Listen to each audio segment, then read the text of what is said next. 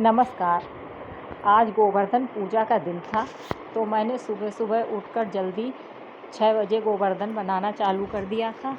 मेरे 6:30 बजे तक गोवर्धन जी बन भी गए थे।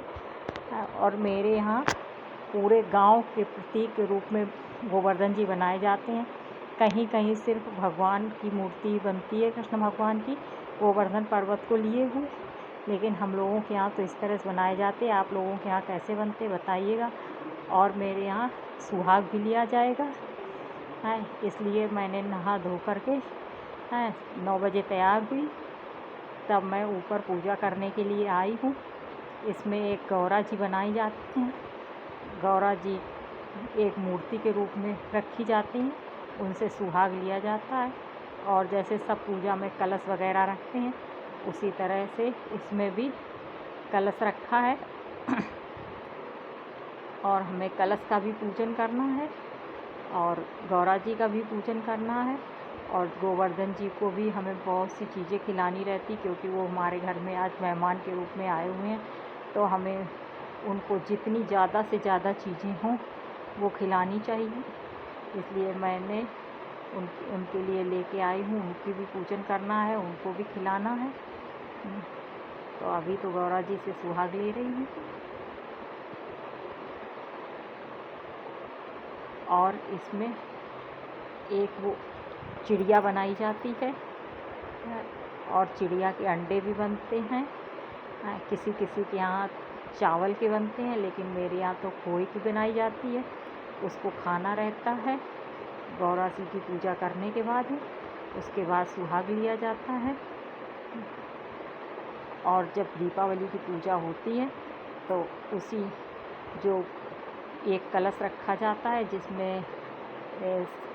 कलश की पूजा की जाती है, जिसमें खील खिलौना वगैरह डाला जाता है, उसी के अंदर ये चिड़िया बनाने के लिए कुछ चीज़ डाल दी जाती है। जैसे जिसके यहाँ चावल की बनती है वो लोग चावल डालते हैं, जिसके यहाँ खोए की बनती है वो खोया डाल देते हैं। इसी तरह से फिर जब गोवर्धन के दिन फिर चिड़िया बनाई जाती है। अभी मैं उसी की पूजा कर रही हूँ।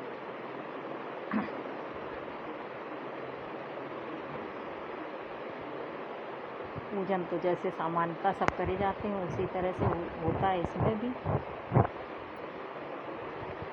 और मेरी छत पे धूप इतनी ज़्यादा आ गई थी, आंखें खोलना तक मुश्किल हो रहा था और हवा भी चल रही थी, बहुत ज़्यादा धूप लग रही थी। और ये अब मैं जो चिड़िया बनाई थी उसको खाऊंगी। उसके जो अंडे बनाए जाते हैं वो नहीं खाए जाते हैं, और जो चिड़िया बनाई जाती है वो खाई जाती है।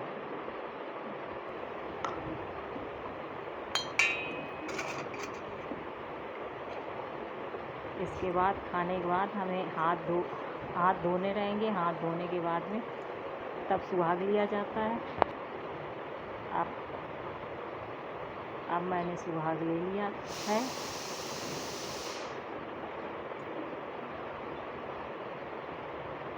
अब चिड़िया की पूजा संपन्न हो गई है। अब मुझे गोवर्धन जी को खिलाने के लिए भी बहुत सी चीज़ें बनानी हैं। मेरे यहाँ 56 प्रकार की चीज़ों को डालकर अन्नकूट की सब्ज़ी भी बनती है। आप लोगों के यहाँ भी बनती होगी। जिसके यहाँ बनती हो कमेंट करके बताएं कि आप लोगों के यहाँ क्या क्या बनता है गोवर्धन की पूजा के लिए। मेरे यहाँ तो कढ़ी चावल और दही बड़ा रोटी बनाई जाती है और अन्नकूट की सब्ज़ी बनती है। अन्नकूट की सब्ज़ी बनाने में बहुत टाइम लग जाता है, लेकिन फिर मेरी जब बन गई तो फिर भोग लगाया गया है गोवर्धन जी का। अभी शाम को इन गोवर्धन जी को हटा करके उससे गोबर से हम एक बड़े गोवर्धन जी बनाएंगे। उनको फिर 15 दिन तक रखा जाता है। फिर कार्तिक पूर्णिमा को उनका विसर्जन किया जाता है। तब तक हमें रोज़ गोवर्धन जी पर दीपक जलाना रहता है। और ये हमारे सुख समृद्धि का प्रतीक भी होते हैं।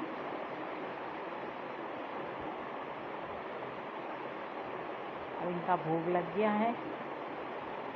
और हम लोग भगवान से कहते हैं कि भगवान आप भोग लगाइए और हमें बहुत सारा दीजिएगा खाने पीने वाली चीज़ें। भगवान जी प्रसन्न होते हैं।